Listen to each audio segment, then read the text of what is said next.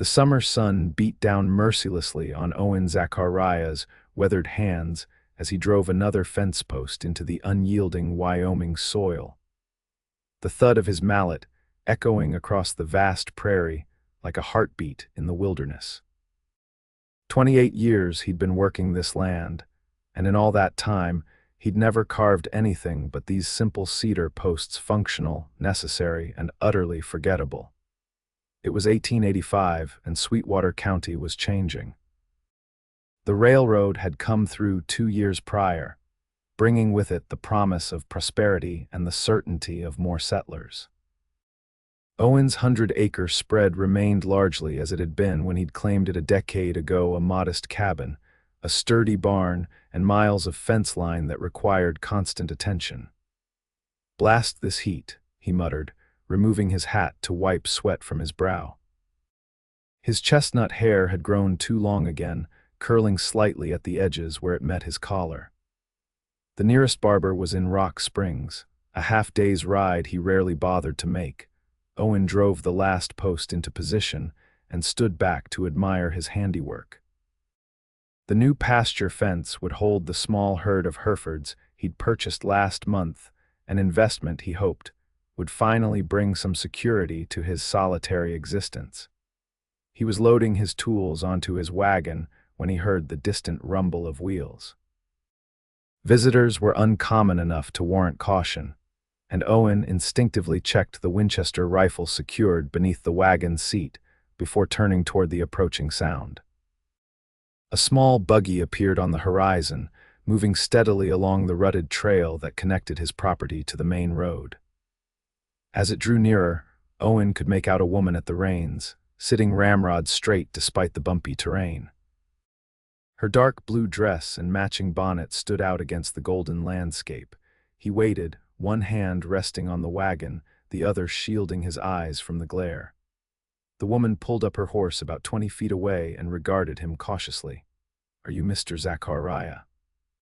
Her voice was clear and carried easily across the distance between them. "I am," he replied, studying her. She was younger than he'd first thought, perhaps 25, with an oval face framed by wisps of honey-brown hair that had escaped her bonnet. Her eyes, even at this distance, were striking the color of the sky just before dusk. "I'm Theodora Zimmerman. Theodore Zimmerman was my father. I believe you knew him." Owen felt a jolt of recognition. Ted Zimmerman had been one of the few men he'd counted as a friend in these parts. They'd helped each other with cattle drives and fence mending, shared whiskey on cold nights, and swapped stories of the lives they'd left behind back east. "Ted's daughter, I heard he passed." "My condolences, Miss Zimmerman." "Thank you," she said, her hands tightening slightly on the reins. "It's been 3 months now, influenza." Owen nodded solemnly. He was a good man. "Yes, he was." Theodora paused, seeming to gather her thoughts. "Mr. Zachariah, I've come because my father always spoke highly of you, said you were honest and fair. I find myself in need of assistance." "What kind of assistance might that be?" Owen asked, his curiosity piqued. He couldn't recall Ted ever mentioning a daughter, though they hadn't been the type of friends to share family details readily. "I've inherited my father's property," she explained. "I intend to keep it running." Owen raised an eyebrow. A woman running a ranch alone was uncommon, though not unheard of. "That's a mighty big undertaking, Miss Zimmerman." "I'm aware," she replied with a hint of steel in her voice. "I was my father's only child, and he taught me everything he knew about ranching. What he didn't teach me, I've been learning from his journals, but there are some tasks I cannot manage alone." "And you're looking to hire help?" Owen asked, wondering if she had any idea how difficult good ranch hands were to come by these days. "I thought perhaps we might strike an arrangement," she said. "My father mentioned you were skilled with woodworking." Owen almost laughed. "Your father was being kind. I can drive a post and nail a board, but that's about the extent of my talents, Miss Zimmerman." "Nevertheless," she continued, "I find myself in need of furniture. The house is nearly bare, and what little there is has seen better days. I thought perhaps we might trade your woodworking skills for my help with your cattle. I'm quite capable with livestock, Mr. Zachariah." Now Owen did laugh, though he tried to soften it to avoid giving offense. "Miss Zimmerman, I appreciate your offer, but I'm afraid I can't help you. I've never carved anything but fence posts in my life. You'd be better served going into town and ordering proper furniture." A flash of something disappointment, perhaps frustration, crossed her face before she composed herself. "Very well, Mr. Zachariah, I apologize for taking up your time." She gathered the reins, preparing to turn the buggy around. "Wait," Owen called, feeling a twinge of guilt at dismissing her so quickly. Ted had been good to him over the years. "Perhaps I could look at what you need. I might be able to cobble something together that would serve until you can get proper pieces made." She hesitated, then nodded. "I would appreciate that, Mr. Zachariah." "Owen," he said. "Just call me Owen." "Then you must call me Theodora," she replied with a small smile, the first he'd seen from her. He nodded, suddenly feeling awkward. "When would you like me to come by? Would tomorrow be convenient?" "Around midday," she asked. "I'll be there," Owen promised, and with a final nod, Theodora turned her buggy and headed back the way she'd come. Owen watched until she disappeared from view, then climbed onto his own wagon, puzzled by the encounter. Ted Zimmerman's daughter was not what he would have expected, too refined, too educated sounding for a man who'd been as rough around the edges as her father. Still, there was something in her direct gaze that reminded him of Ted. The next morning, Owen rose earlier than usual. He washed thoroughly in the basin on his porch, trimmed his beard, and put on his least-worn shirt, a faded blue chambray that had once been his Sunday best.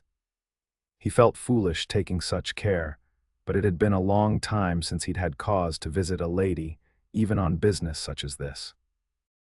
The Zimmerman ranch was a good hour's ride from his own property. It was slightly larger than Owen's spread, with better access to water and more established outbuildings. As he approached, Owen could see that the place had suffered from neglect in recent months, fences sagging in places, the barn door hanging askew, tall grass encroaching on what had once been a well-kept yard. Theodora emerged from the house as he pulled up, wearing a simple brown dress with a white apron. Her hair was pulled back in a practical bun, no bonnet today, revealing its rich honey color in the sunlight.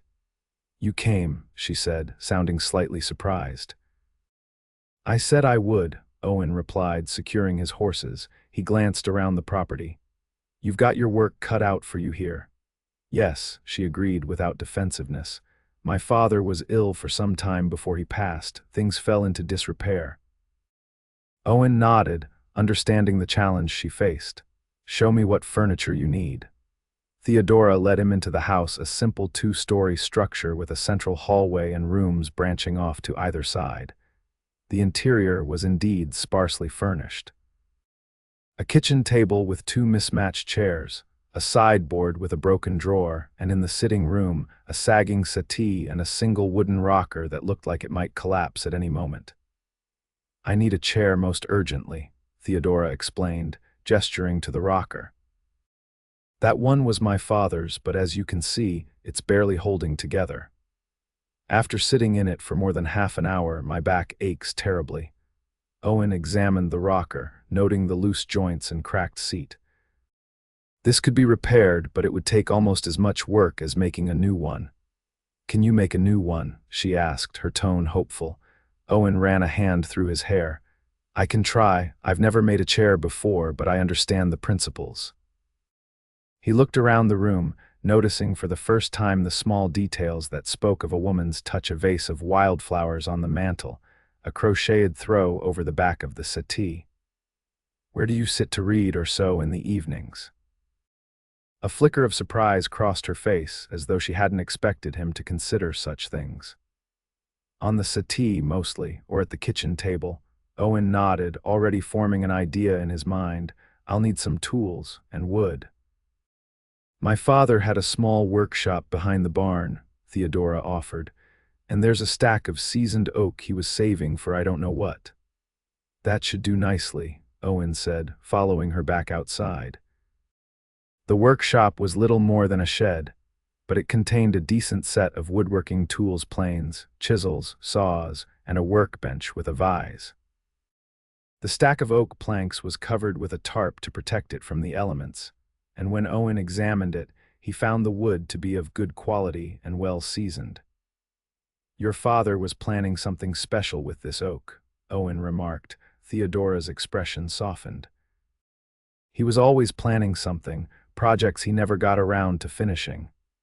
She brushed her fingertips across one of the planks. "He would be pleased to see it put to use." Over the next several hours, Owen selected planks and began rough cutting the pieces for a chair. He hadn't been entirely honest with Theodora while he'd never carved decorative items. He had built simple furniture for his own use over the years. His cabin contained a bed frame, table, and bench of his own making, all functional but unadorned. Theodora brought him water and offered food, but otherwise left him to work, disappearing to tend to ranch chores. Owen found himself glancing up occasionally, catching glimpses of her moving between buildings, leading a horse to pasture, carrying buckets to the chicken coop. She moved with purpose and efficiency, surprising him with her capability. As the afternoon wore on, the chair began to take shape. Owen had decided on a straight-back design with arms something sturdy and comfortable, but not overly complex for his first serious furniture project. He worked carefully, measuring twice before each cut, ensuring the joints would fit snugly together. When the sun began to sink toward the horizon, Theodora reappeared, wiping her hands on her apron. "You've made remarkable progress," she observed, studying the partially assembled chair frame. Owen sat back, rolling his shoulders to ease the stiffness from hours of bending over his work. "It's coming along. The basic structure should be done by tomorrow, but it will need sanding and finishing after that." "You'll return tomorrow then?" she asked. "If that suits you," he replied. "I need to check my stock in the morning, but I could be here by midday again." "That would be fine," she said. "Would you care to stay for supper? It's nothing fancy, just rabbit stew and cornbread, but it's the least I can offer for your labor." Owen hesitated. He wasn't accustomed to taking meals with others, particularly not a woman alone. But the prospect of returning to his empty cabin and cold hearth held little appeal compared to a hot meal and company. "I'd be obliged," he said finally. Theodora's kitchen was small but well organized. A cast iron stove dominated one wall, and shelves lined with preserved goods occupied another. The table was scrubbed clean, set with simple white china that had seen better days. Owen washed up at the basin by the door before taking a seat at her invitation. The stew was flavorful, rich with wild herbs and root vegetables from her kitchen garden. The cornbread was still warm, slathered with butter that Theodora explained came from trading eggs with a neighboring farm.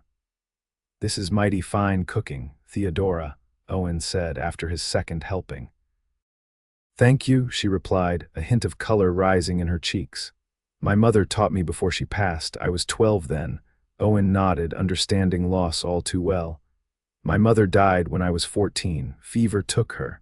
"And your father?" she asked. "He lasted another 3 years before his heart gave out," Owen replied, surprised at how easily the words came. He rarely spoke of his family to anyone. "I headed west after that, worked as a ranch hand until I saved enough to stake my claim." "You've been alone a long time," Theodora observed quietly.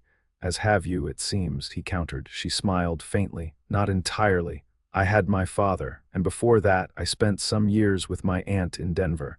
She insisted I get an education." "That explains it," Owen said without thinking. "Explains what?" Theodora asked, tilting her head slightly. "The way you speak, it's different from most folks around here."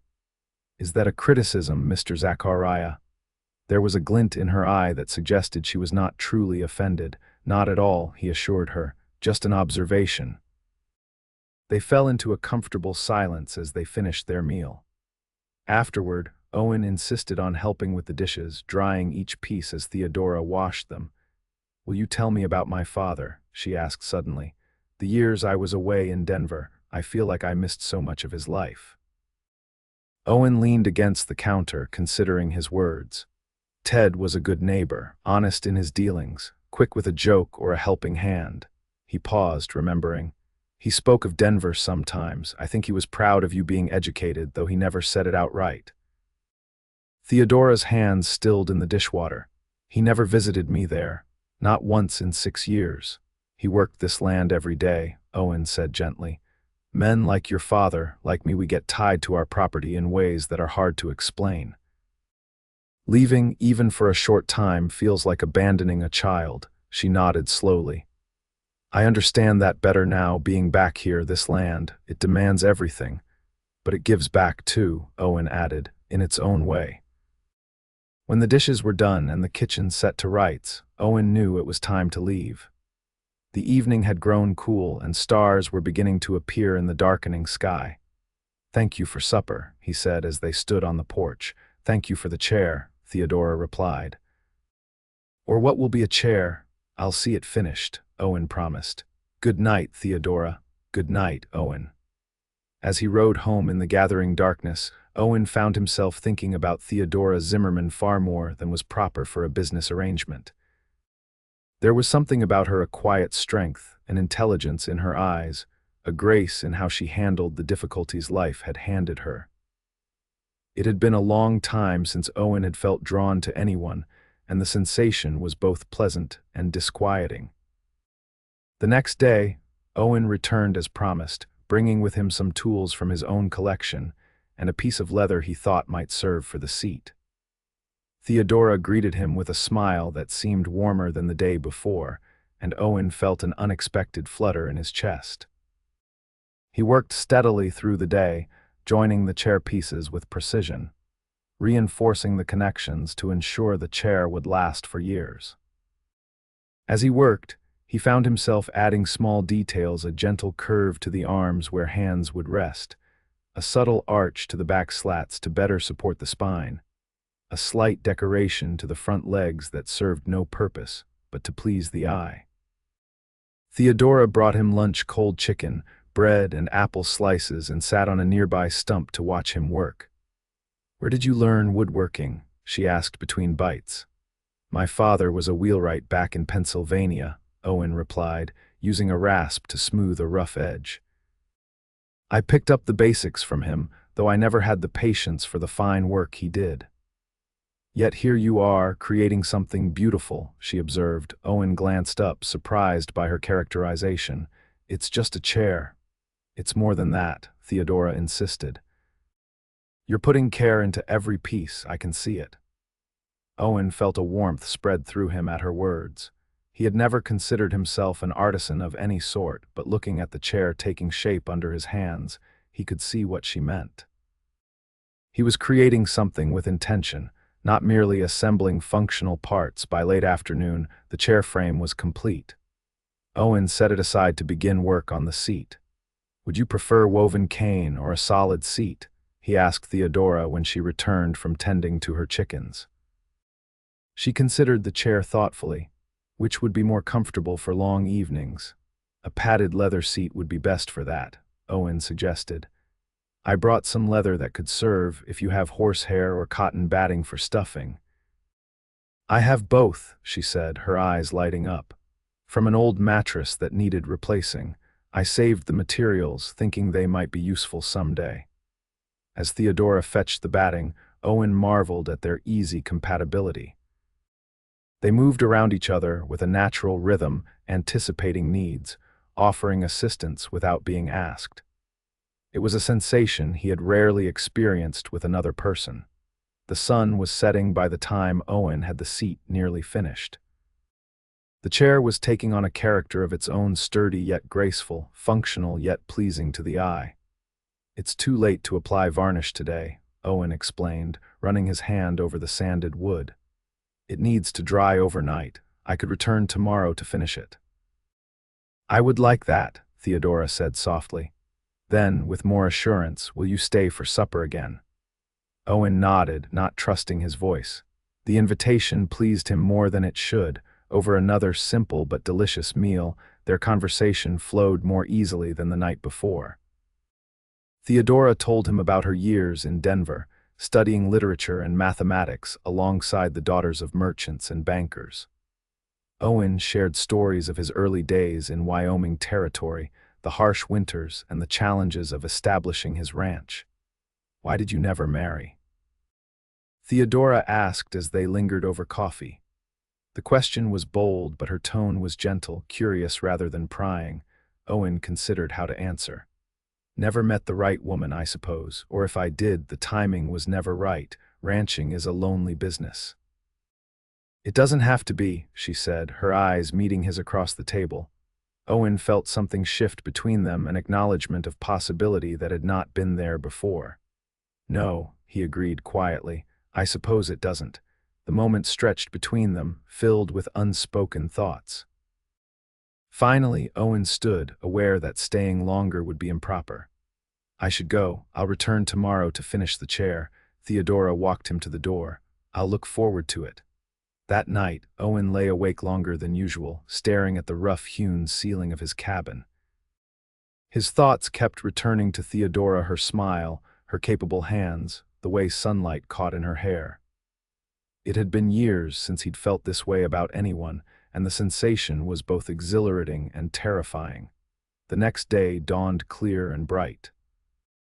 Owen completed his morning chores with unusual haste, eager to return to the Zimmerman ranch. He packed the varnish and brushes carefully, along with a small item he had worked on late into the night, a carved wooden rose, small enough to fit in the palm of his hand. His first attempt at decorative carving. When he arrived at the ranch, Theodora was waiting, wearing a dress of soft green that complemented her eyes. Her hair was arranged more carefully than on previous days, with a ribbon woven through the braid that circled her head. "You look lovely today," Owen said before he could think better of it. A blush colored her cheeks. "Thank you, it's Sunday after all." Owen had lost track of the days, but now he realized she was right. "I've interrupted your day of rest." "Not at all," she assured him. "I've been looking forward to seeing the chair completed." Together they walked to the workshop, where the chair sat waiting. In the morning light, Owen could see that his work was better than he had realized. The proportions were pleasing, the craftsmanship solid. With Theodora watching, he applied the varnish carefully, bringing out the rich grain of the oak. "It will need to dry thoroughly before you use it," he explained.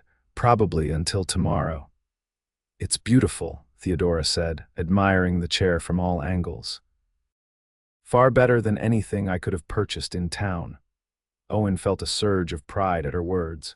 "I'm glad you're pleased with it." "More than pleased," she assured him. Then, with a hint of hesitation, "I was wondering. Since it's Sunday, perhaps you might stay for dinner." "I have a roast in the oven." The invitation was significant. Sunday dinner was a more formal affair than their previous shared meals. Owen was acutely aware of his work clothes and unpolished boots. "I'm not dressed properly for Sunday dinner," he said apologetically. Theodora smiled. "God cares more for the heart than the clothing, or so my aunt always said. Besides, there's no one here but us." Owen couldn't refuse her. "I'd be honored." While the roast finished cooking, they sat on the porch, enjoying the mild spring day. Birds called from nearby trees, and a gentle breeze carried the scent of wildflowers from the prairie. "You miss Denver?" Owen asked, watching a hawk circle lazily overhead. Theodora considered the question. "Sometimes, I miss the bookshops and the music. But I've always felt more at home here, even with the challenges." "It's not an easy life for anyone," Owen acknowledged, "especially not for a woman alone." Theodora's gaze was steady. "Are you suggesting I should not try to make a go of it here?" "Not at all," Owen said quickly. "I admire your determination. He hesitated, then continued, "I worry for you." "Why, Mr. Zachariah," she said with a small smile, "one might think you cared for my welfare." "I do," he admitted, more seriously than she perhaps expected. "More than is perhaps proper, given our short acquaintance." The playfulness left her expression, replaced by something more solemn, more searching. "I don't put much stock in propriety out here.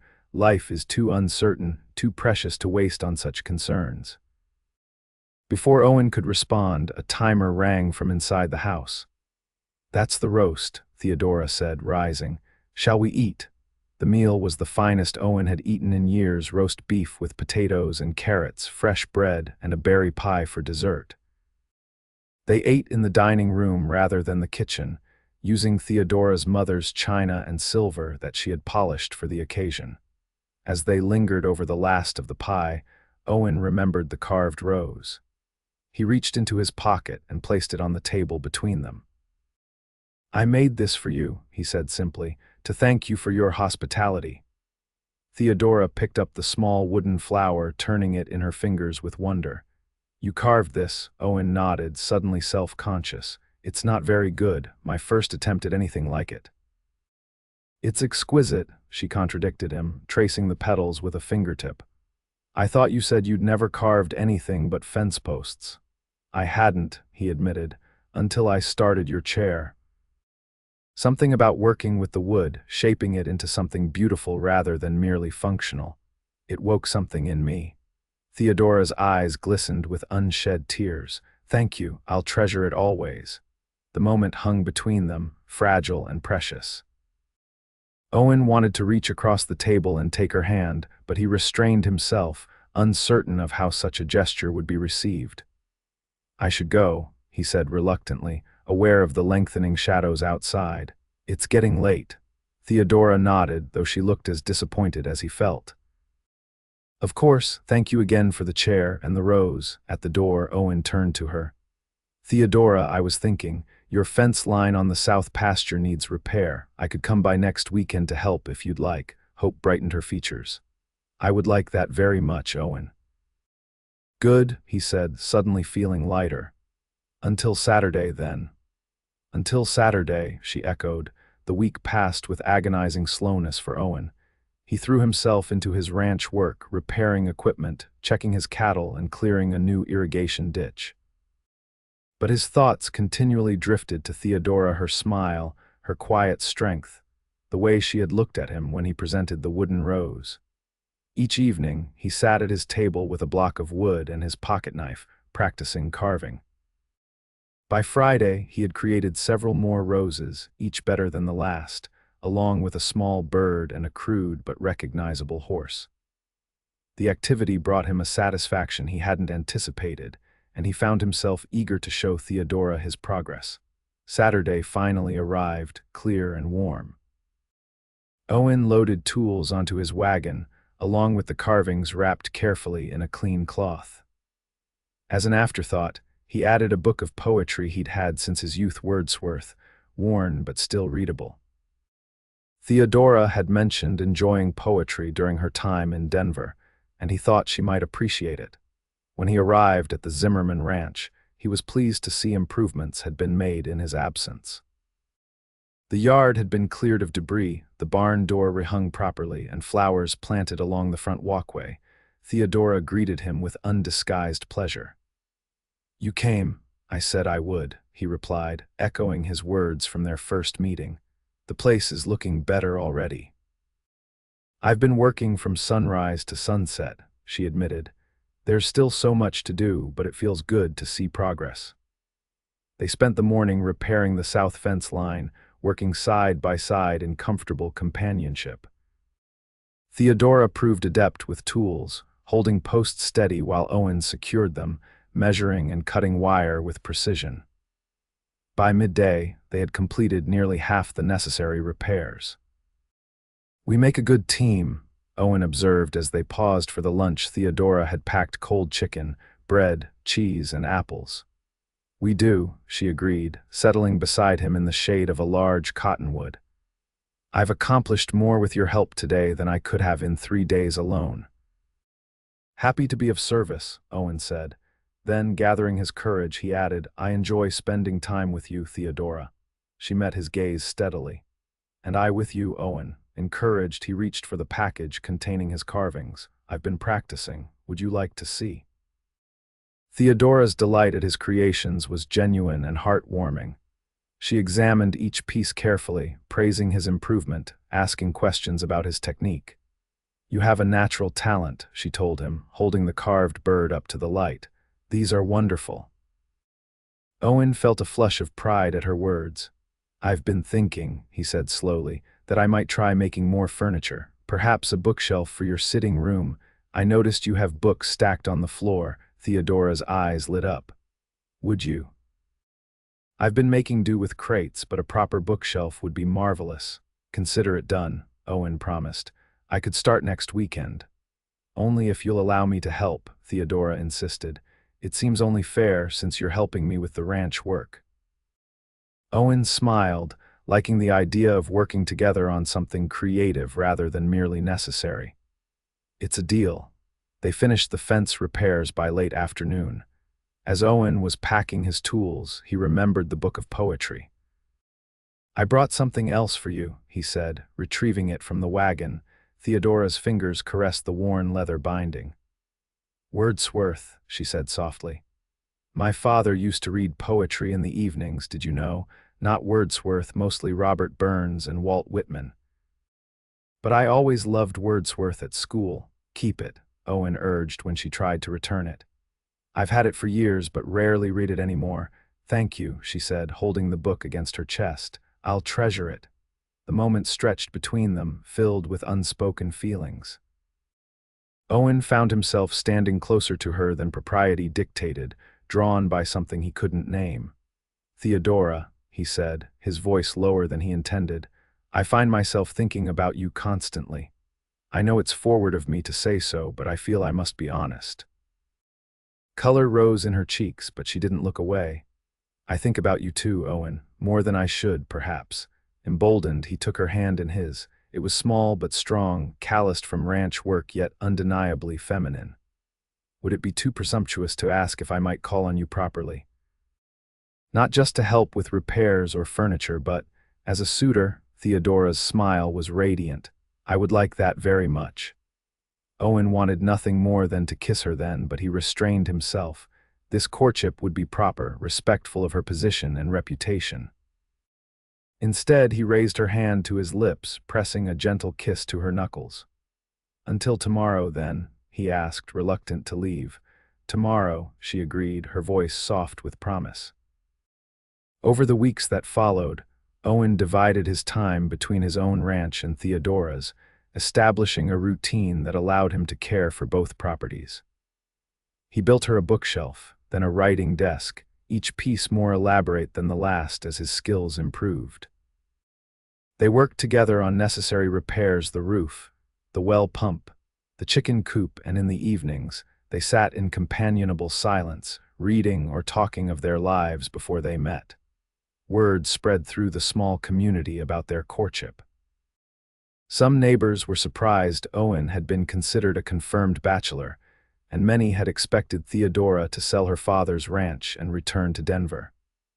But others nodded approvingly, seeing the natural partnership forming between two capable, hard-working people. As spring gave way to summer, Owen found himself thinking of the future, a future that included Theodora. The chair he had made her sat in her sitting room, often with her in it, reading by lamplight while he worked on his latest carving. He had discovered a passion for woodworking that went beyond mere functionality, creating pieces that combined beauty and purpose. One evening in late July, as they sat on her porch watching the sunset paint the sky in shades of gold and crimson, Owen reached for Theodora's hand. "I've been thinking," he began, his heart pounding. "Our ranches are only an hour apart. It seems inefficient to maintain two households when we spend so much time traveling between them." Theodora turned to him, her eyes reflecting the sunset's glow.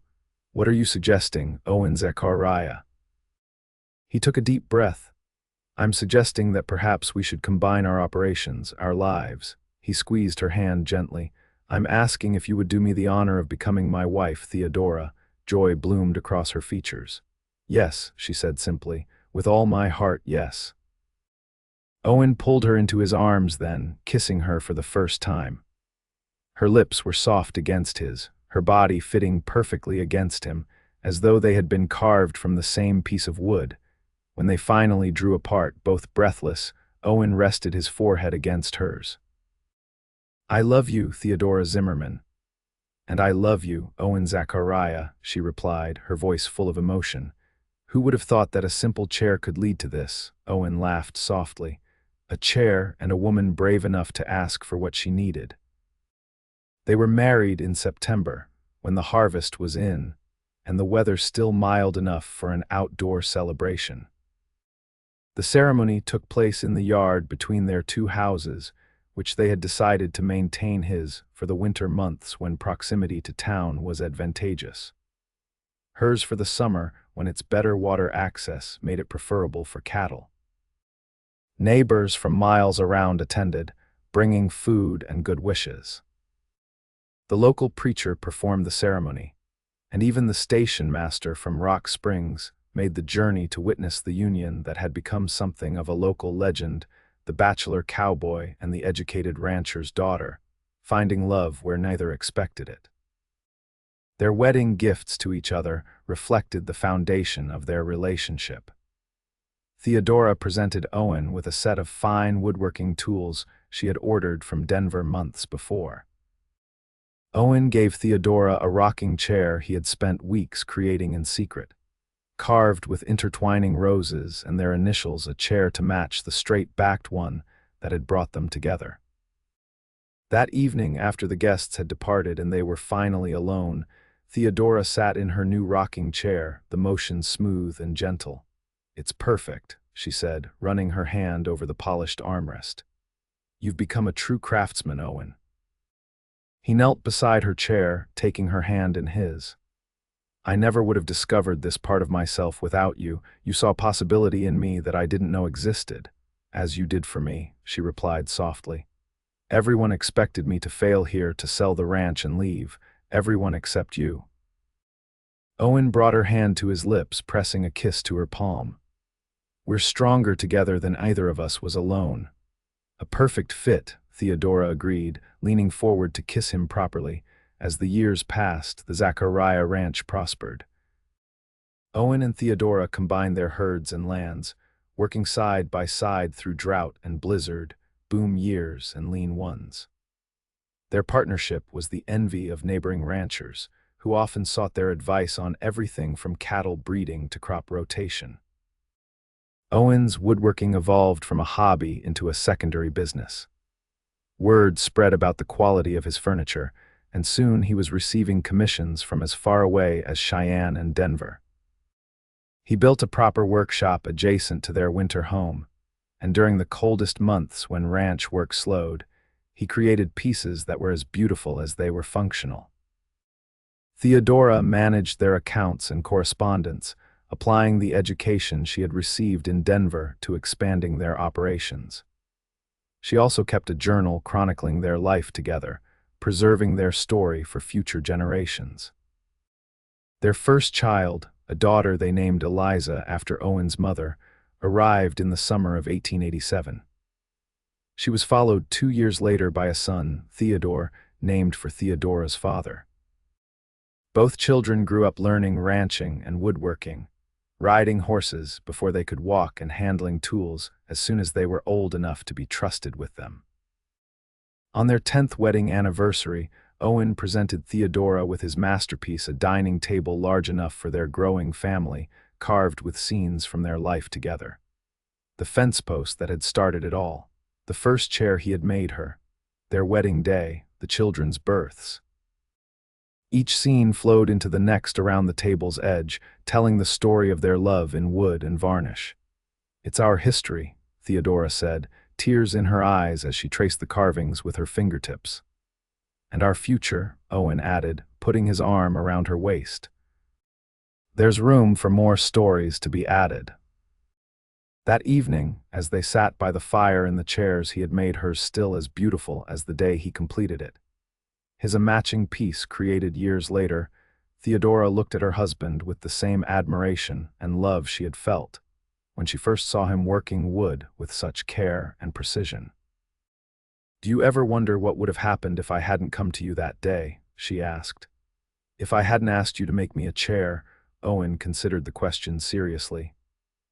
"I suppose I would still be driving fence posts and living alone, never knowing what I was missing." He reached across the space between their chairs to take her hand.